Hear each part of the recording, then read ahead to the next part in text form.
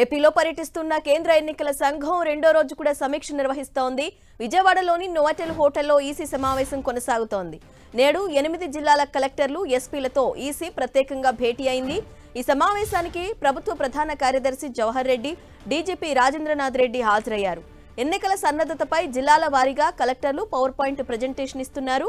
ఇక నిన్న జరిగిన సమావేశంలో జిల్లాల వారీగా వచ్చిన అభ్యంతరాలు, వాటిపై కలెక్టర్లు తీసుకున్న నివారణ చర్యలపై సమగ్రంగా చర్చించింది ఈసీ. కొన్ని జిల్లాల్లో ఉన్న సమస్యలను పరిష్కరించలేదని కలెక్టర్లపై ఎన్నికల సంఘం ఆగ్రహం వ్యక్తం చేసింది. ఎక్కడ పొరపాటు జరిగినా కఠిన చర్యలు తీసుకుంటామని తీవ్రంగా హెచ్చరించింది.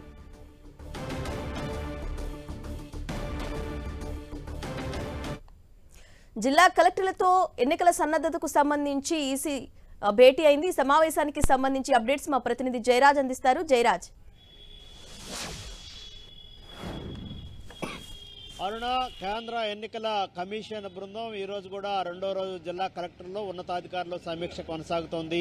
నిన్న 18 జిల్లాల కలెక్టర్లు, ఎస్పీలతో సమావేశం జరిగింది. అనేక అంశాలు 2024 ఎన్నికలకు సంబంధించి సన్నద్ధతపైన కసరత్తు జరిగింది. ఇప్పటి వరకు రాష్ట్రంలో ఎన్నికలకు కావాల్సినటువంటి ఏర్పాట్లు ఎంతవరకు వచ్చింది, ఓటర్ లిస్టులు ఎంతవరకు వచ్చాయి అనే తదితర అంశాలన్నీ కూడా చర్చించారు. జిల్లా ఎస్పీలతో అయితే భద్రతాపరమైన అంశాల గురించి కూడా జిల్లాల వారీగా చర్చించారు.